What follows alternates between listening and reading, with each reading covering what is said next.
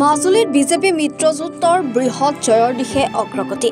মাজুলীৰ 4খন জিলা পৰিষদত বিজেপি মিত্ৰজোঁটৰ প্ৰাৰ্থীৰ অগ্ৰগতি।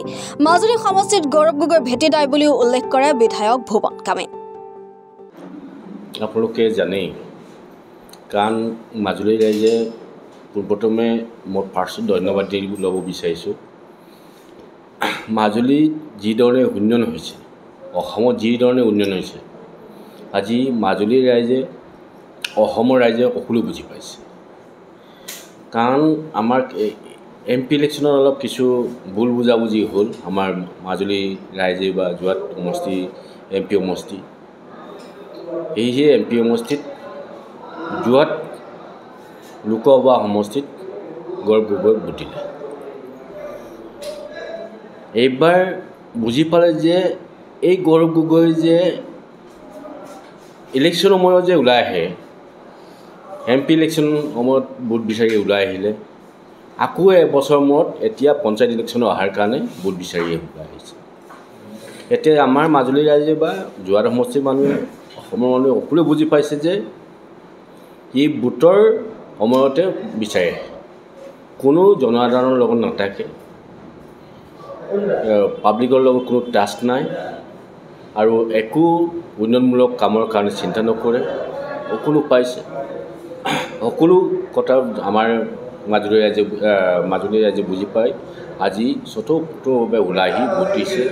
আৰু আমাৰ জিলা পৰিষদ, আঞ্চলিক পঞ্চায়ত, ৱাৰ্ডলৈকে আমি আমাৰ দলৰ যিবোৰ ৱাৰ্ড ছাপৰ্টাৰ সকলোকে জিকাবৰ কাৰণে এতিয়া আপোনালোকে নিজে দেখিছে A to Z ওলাই আহিব বুলি আপোনালোকক আজি মই প্ৰতিশ্ৰুতিবদ্ধ।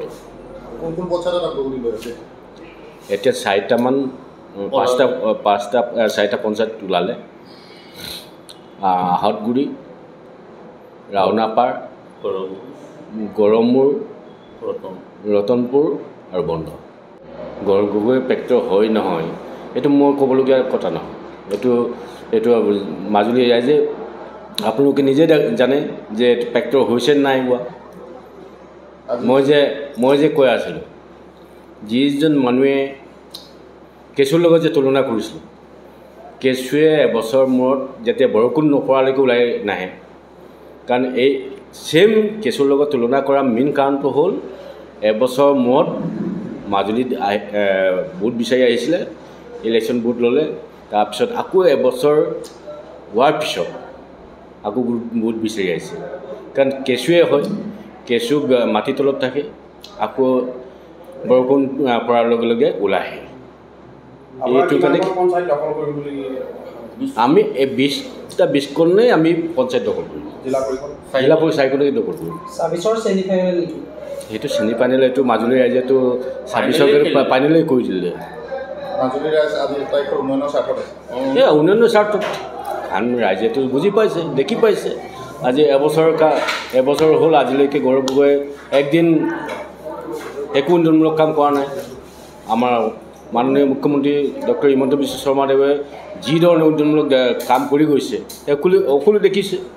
আৰু তেখেতক আদৰ্শ লৈ ময়ো বিধায়ক হিচাপে গোটেই দিনে ৰাতিয়ে মাজুলীৰ ৰাইজৰ লগতে মই সেইজন কেতিয়াবা আপোনালোকে দেখা পাইছে। মোকতো 90% ইয়াত মাজুলীতে দেখা পায় আৰু জনসাধাৰণৰ লগত মই লাগি থাকোঁ।